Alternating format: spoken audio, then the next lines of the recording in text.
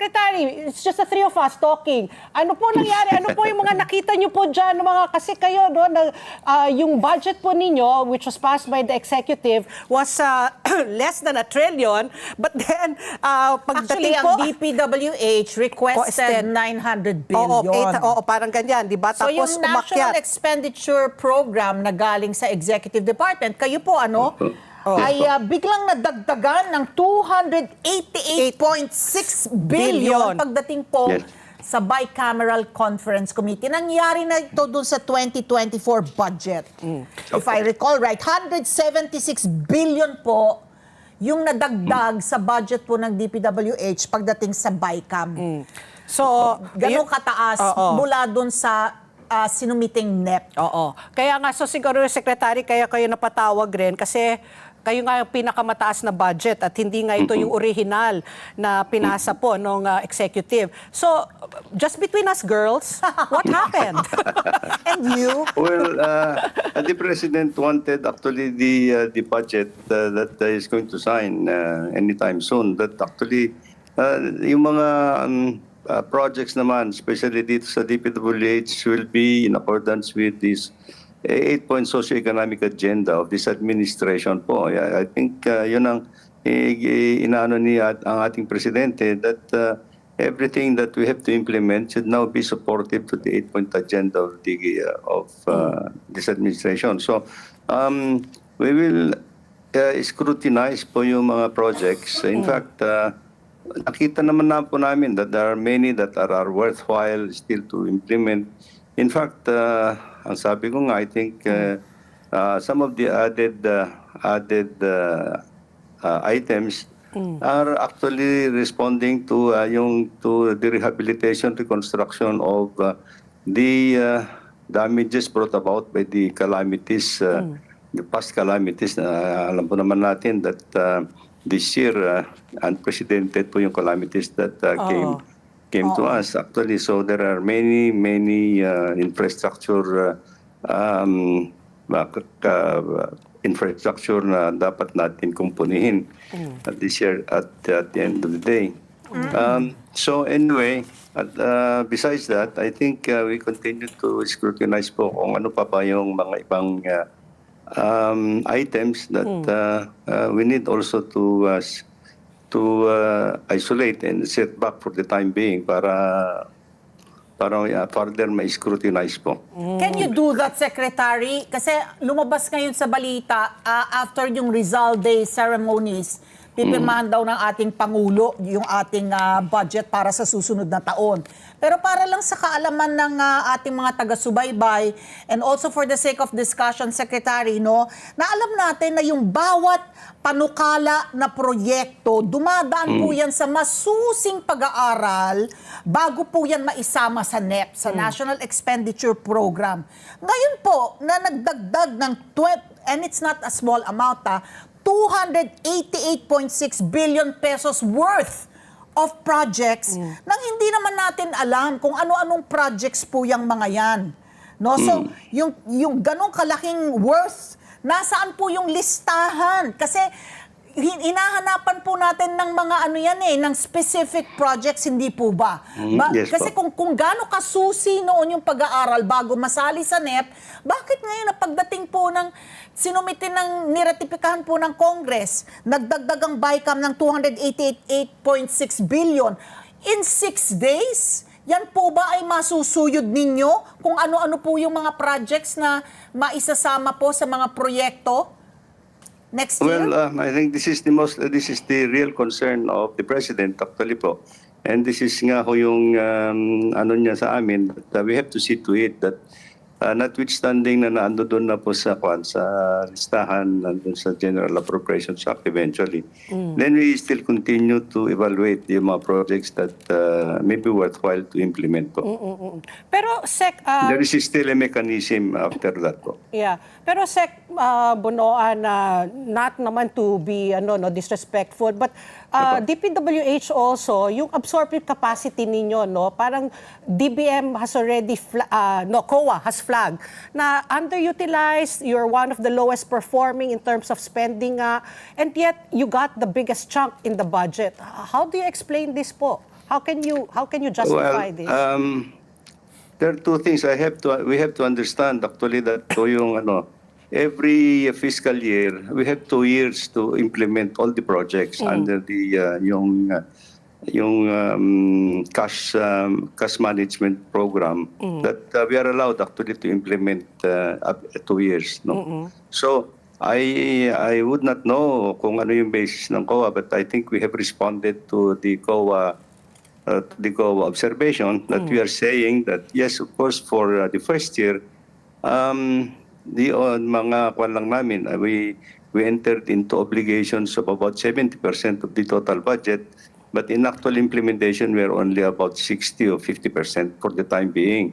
But we will continue to implement because, as I said, we are allowed actually to continue implementation of all these projects until the end of the second year. So yun po naman ang mechanism po niyan. So admittedly, we will not be able to implement everything in 1 year. But we are allowed to do it in 2 years po. Yeah, but let me just make that sundot lang, no? Kasi nga, what happened po sa PhilHealth, kinuha po yung kanilang budget, binigyan sila ng zero budget kasi nga, they were not spending it. Kumbaga, they were not spending it. And yet kayo po, you admit that you have 2 years to it. So, I don't understand the rationale why they're also putting more. So, now, kayo po napupula na ito na yung bagong pork. Itong mga projects po ng DPWH. Yeah, well, I think ito na nga po yung the mechanism actually. I don't know yung sa PhilHealth how they're spending it, but as far as yung line agencies are concerned, as I understand, 2 years po yung implementation period of every fiscal year program. Okay, sige po. Yung, Secretary, tanungin ko kasi napag-usapan dito sa programa, meron guest who brought up yung itong budget kasi before, nasa unprogrammed allocations, funds po, ang foreign assisted, no, ng mga infrastructure projects natin. Ito yung mga big ticket, di po ba, Secretary, na hindi po the government did not allot funds, parang counterpart nung inutang natin. Sa ibang bansa na tumatakbo yung loans nun. And ngayon, COA has said in a report, pati itong 17 foreign assisted projects with an aggregate cost of more than 84 billion resulted in loan structuring. Yun ang sinasabi, patuloy yung pagbayad natin dun sa mga utang na yun ng hindi ko lang alam kung itong 2025 budget po natin meron na pong pondo para sa mga talagang merong item for the foreign assisted projects po natin. Pero ito po yung sa COA report, hindi daw napatupad efficiently ng DPWH yung mga foreign assisted projects po natin na which resulted in loan structuring in 2023 and possible restructuring na naman ng other projects in 2024, which costs the government a lot of money, Secretary. Yes, I would like to put that into a proper perspective po. Actually, yung loan structuring has been a consequence of actually po yung previous implementation of loans that were entered into not only under this administration but yung prior years po. Unfortunately po, the implementation of many of these projects ongoing at that time, nagkaroon po ng delays because of the pandemic that almost 3 years. Almost 3 years to na-stall yung mga implementation of the projects. And then nagkaroon po yung mga Ukraine war and everything, the prices went up. And things like this. So it's inevitable for us actually to restructure this.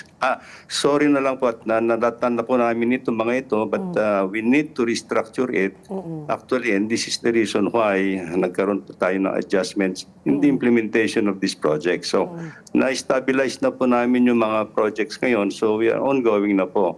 In terms of budget, yes, there has been some problems for 2024, but in fairness,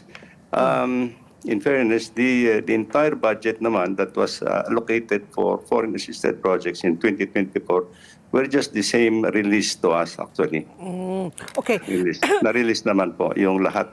Oo. ng foreign assisted program namin in 2024. Even po kahit na medyo nagkaroon kami ng problema doon sa General Appropriations Act. Oo. Secretary, ito po yung aking katanungan, no? Doon po sa bagong budget po na yun na nga, masusi pong talagang binubusisi, sinusuhid po na ating presidente. So Yes po. itong 1.113 trillion yun po, can you speak for DPWH? Do you see a reduction po dito po, without preempting the president? You don't have to give us the exact ballpark figure, but do you see a significant reduction dito po sa pinopropose po ng BICAM? And the budget, will it really go mostly to flood control? Because this year po talagang napulahan po talaga ang DPWH na Senado wanted pa nga investigation kasi saan napunta daw yung pondo sa lahat mga flood control projects ninyo po. So just a reassurance po that do you see po a significant reduction po dito po sa ipipirmahan po ng presidente?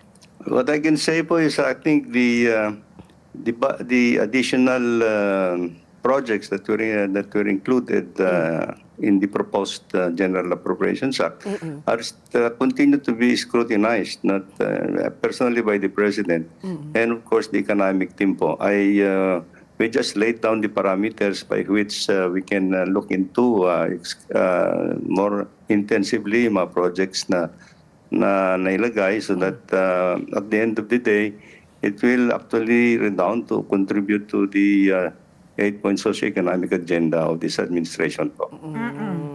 Yung kasi ang controversial kasi yung dinagdag no, na yung Opo, opo. 288.6 billion. Kaya po unconstitutional na kayo po ang kagawaran niyo po ang nakakuha ng highest allocation. Nalabag po sa ating 1987 Constitution. So, bigyan ko lang kayo ng pagkakataon, Secretary, kasi a lot of the news outlets will have to report, no, na ang sinasabi po itong padding na ito, ang laki, 288.6 billion with the background na ito din sinasabi that the DPWH is one of the most corrupt agencies of the government. Naririnig nyo yan, 'di ba, Secretary, no? Paano yung program of work nitong mga supposed to be projects na siningit ng mga ating mga mambabatas. So, ano po ang doon sa ano na yan, ito po ang panig ninyo at I'll give you the platform po to address na ito po daw ang bagong pork barrel ng ating mga legislator. Secretary. Well, ito yung pinag-uusapan po namin and this is the very clear instructions of the President that whatever projects that will be retained and included into the 2025 budget, we will have to do it in the most transparent manner po and do it in the most we'll have to see to it that they're being implemented to the letter actually and physically consistent with yung mga technical and design standards that had to be undertaken po. Let's get together. Sa NET25. Sa NET25.